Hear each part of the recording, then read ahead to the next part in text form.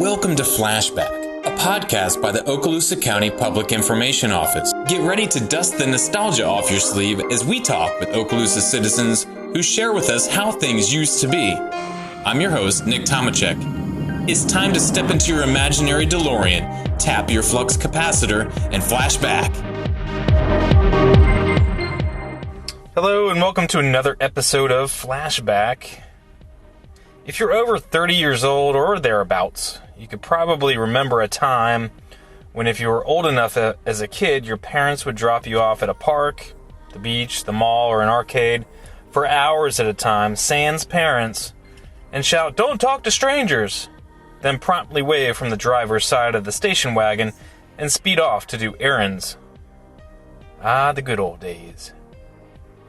I had an awesome childhood. I lived near a large public park in my hometown of Lexington, Kentucky.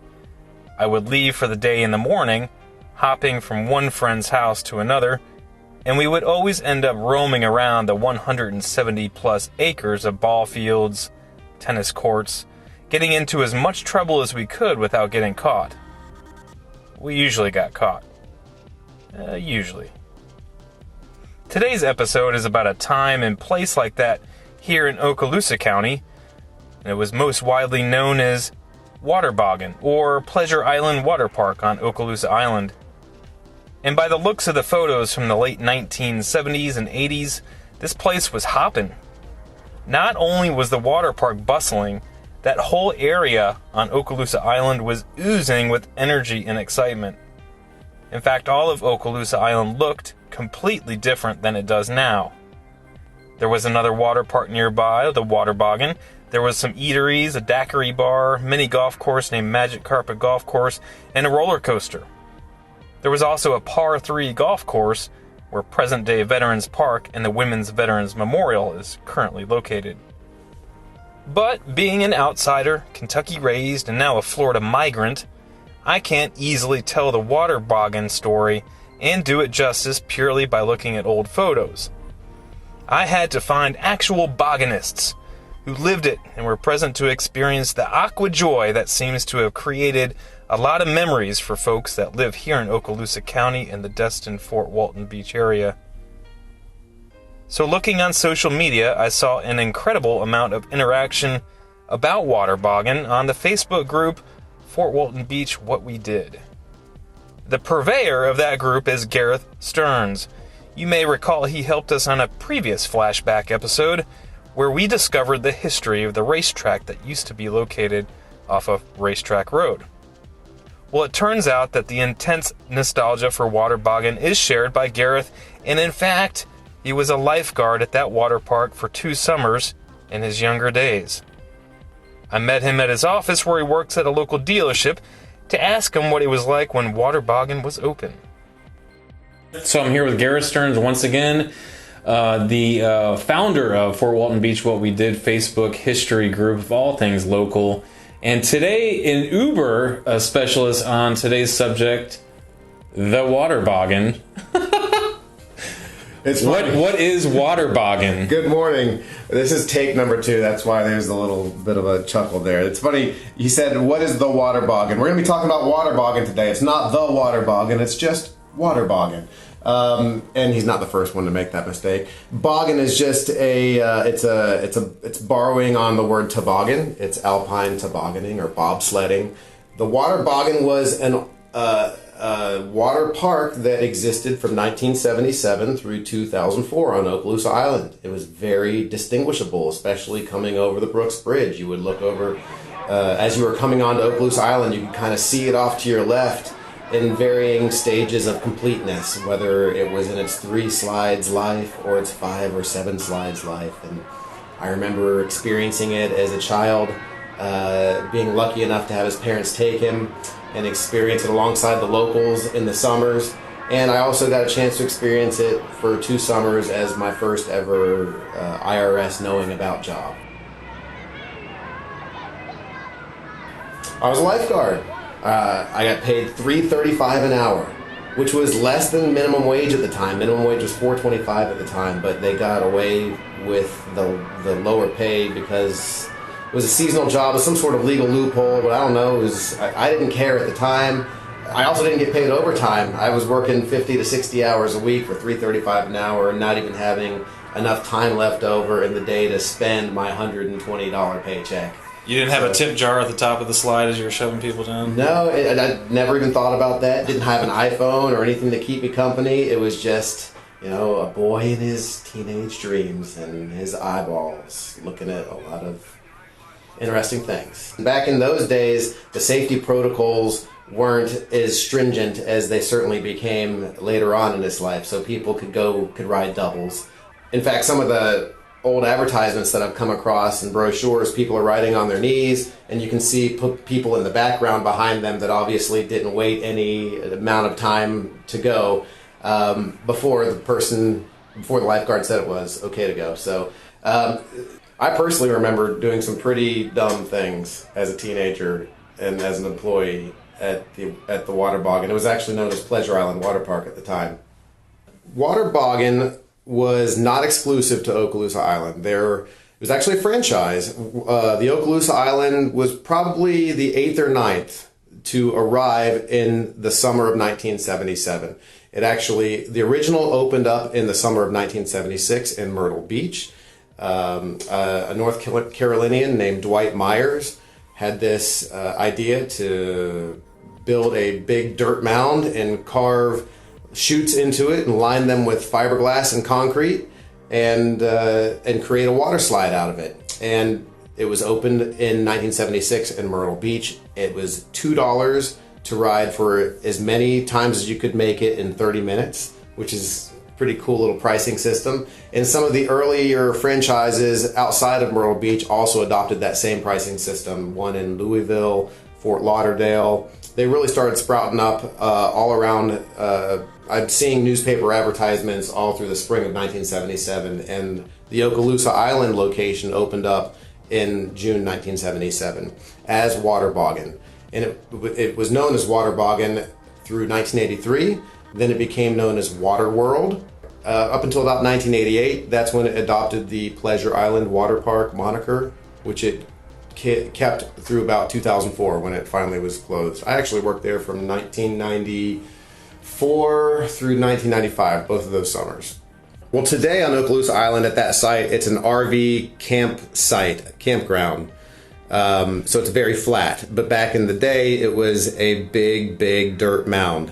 Dirt started being brought in March of 1977, and they had the park up and running by June 1977. So they basically made a big hill of dirt, carved the slides into it, poured fiberglass and concrete, and lo and behold, you had an opportunity to skin your knees and elbows as you rode on a plastic mat down 3 chutes, and you would see this hill as you would cross over into Okaloosa Island.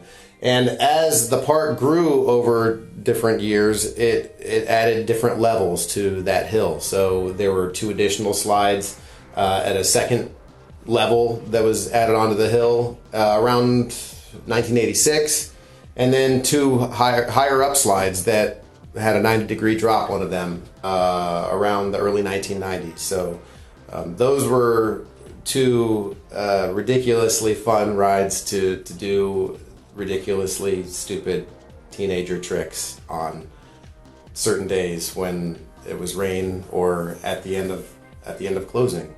I can tell you about that if you'd like. Yeah, go ahead. Yeah. So what was it like behind the scenes at Water Boggan? Yeah, we called it dry sliding, actually. So just on the regular slides, the original 3 flumes, we would turn off the water, and we would get a mat, and we would get some suntan oil, and we'd just grease that mat up real nice and slick. So you got that going, and you've got the slickness of the slides still. The water's not gone, but the slides are real slick from the water. So you get a running start, and you kind of wrap yourself up like a pig in a blanket. You get going. You can sometimes get, hug the corners tight enough that you can kind of go into the next flume. So that's stage 1 of, hey, this is kind of fun. Where else can we take this? So then we would go up to the next level of slides, the 2 enclosed green slides, and we do the same thing. We'd wrap ourselves up like a pig in a blanket, and we would launch ourselves down these suckers, and we would slam into the end, basically. It would double the speed of going through the slides normally. And all the things that we would warn the patrons not to do throughout the day, we would, put the slides to their limits. And we just did stupid stuff that if I saw my kids doing, I would, or even thinking about doing, there would be consequences involved at that park. But hey, you know what? Here we are talking about the memories, and that's right. And we've all been young at a certain point. So, what else was on Okaloosa Island at the time? Yeah, believe it or not, it was not the only water park on Okaloosa Island. There was another water park called the Water Flume. Also, well, the colloquial name was called the Water Flume. Its official name was called Pirates Island. And it was actually an offshoot of the old amusement park that was known as Funway Amusement Park. So you had Funway Amusement Park, which had these old school carnival type rides that by the late 1970s had really become very dated. And a developer decided to add on a water flume type water slide. Water slides were starting to become really popular at the time, and the Water Boggan, there I go again, Water Boggan International, which was the corporation name, had franchises. There were knockoffs of Water Boggan. Gulf Breeze had their own water Boggan type flume rides. Pensacola had their own Water Boggan type flume rides. Shipwreck Island today in Panama City still has 3 flume rides. It's actually called the Zoom Flume, and they're identical essentially in experience to the old Water Boggan. So if you're still looking to get that retro, nostalgic, old school Water Boggan experience, you can actually still get that at Shipwreck Island today. But yeah, there was another water park called the Water Flume. It was kind of located close to where the convention center is on Okaloosa Island. Then there was the roller coaster that was kind of in between the 2 water parks. That was the separator. So you had the Water Flume, then you had the roller coaster, the batting cages at one time, the par 3 golf course, and then the Water Boggan, or Water Boggan, Pleasure Island Water Park, Water World, whatever iteration you remember it as. The big hill on Okaloosa Island that you would see as you cross over the Brooks Bridge. That. Yeah. What we're talking about today. Yeah. Gareth did a pretty good job painting a picture of what it's like on the island before the dawn of the 21st century. But I wanted to get another perspective from someone who lived back in the rowdy old days of Water Boggan. I reached out to Water Boggan enthusiast Gina Burns-Fonte on the phone. My name is Gina Burns-Fonte. I currently live in Niceville, but I grew up in Shalimar. And in 1994, when I was 17, I was a student at Choctaw, but that summer I decided I wanted a different job than the previous job that I had. And I went and applied at what was then called Pleasure Island Water Park. And I was told that it didn't pay very much, which it really did not pay very much. I think I made $3.35 an hour. Yeah. And but I wanted something totally different, and money was no object at that point in time. I still lived at home and didn't really have any bills, so I got the job there. And I also got my best friend to come there and work with me, so it was basically just like we were hanging out together all day having fun and kind of working. Nice. It was a really laid-back atmosphere. It was mostly all teenagers about my age working there. Some of them were a little younger, some were a little older. And we would work really long hours and get paid nothing, but it was so fun. And we just had the greatest time telling grown-ups not to, do stuff, and telling little kids not to do things that they shouldn't be doing. And I was a lifeguard, and I was certified in CPR, so that meant I got paid a little bit extra, hence the 35 cents more an hour. The people that were not lifeguard certified or CPR certified only made $3 an hour. We basically learned all the rules that were recited once you entered the park to slide and play there. So, the no running, no drinks, no food, all the basic stuff. We had to learn those rules first. And then as far as on the slides, if you were at the top of a slide, you just had to space out the time between the sliders going down. And we had little walkie-talkies that we would communicate with the bottom of the slides with to make sure that everything was good to go and send the next slider. Or if someone didn't come out, then, we could radio down to the bottom like, hey, did you see somebody come out? And we just kind of communicated that way. The activity pool had a few more rules, and I wound up usually working the activity pool because I had a boyfriend who works the go-kart track, and if I worked the activity pool, then I could make eyes at the boyfriend over at the go-kart track. Yeah. So, well, we definitely had a lot of fun with after-hours sliding. And when the park would close, it closed pretty late. I can't remember exactly what time it was, but it was late. It was dark. And then some of us employees would break all the rules and go down the slides, like in chains of us, all attached to each other, go down the slides all together really fast. And on the two big slides that were on the back of the water park, you weren't supposed to use mats. You were supposed to just slide on your back down those slides. We would get mats and go down those slides because you'd go faster, which was extremely dangerous.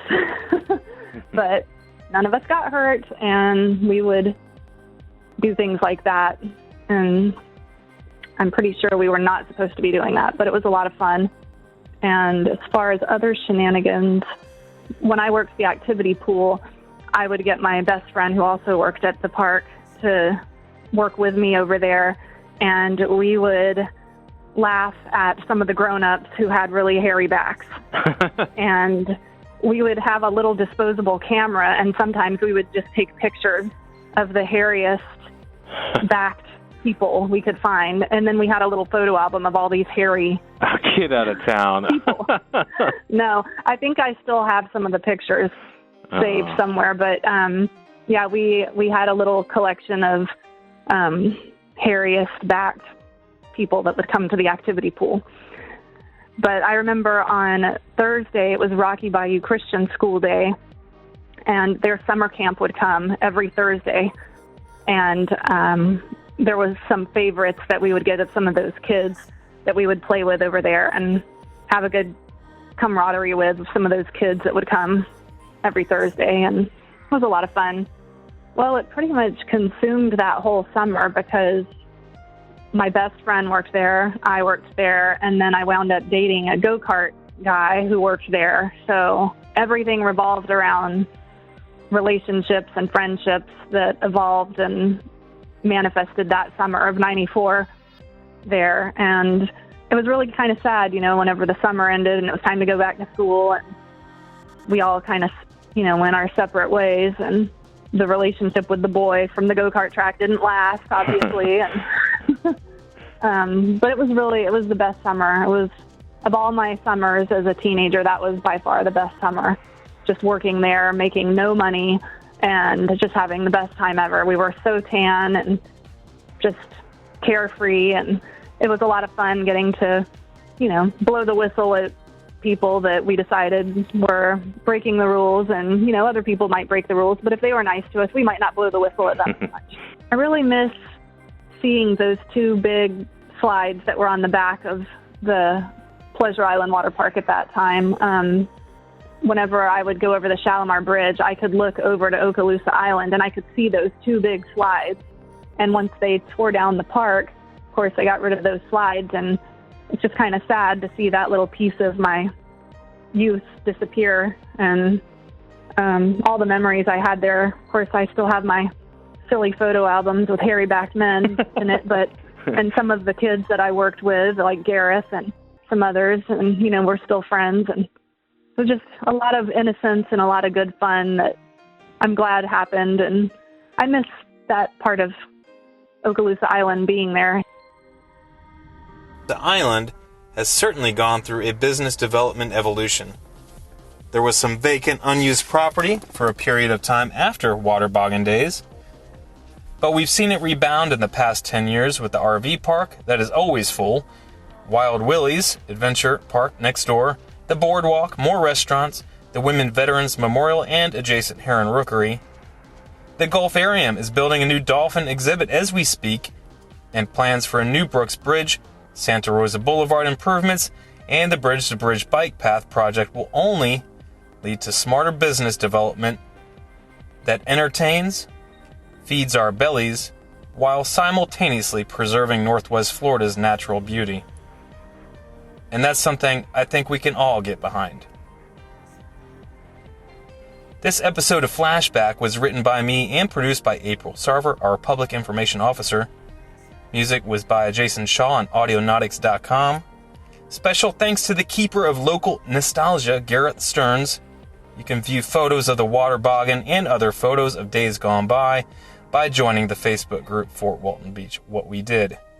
Thanks also to Gina Burns-Fonte and, of course, you for listening to Okaloosa County's stories on Flashback. I'll see you around town.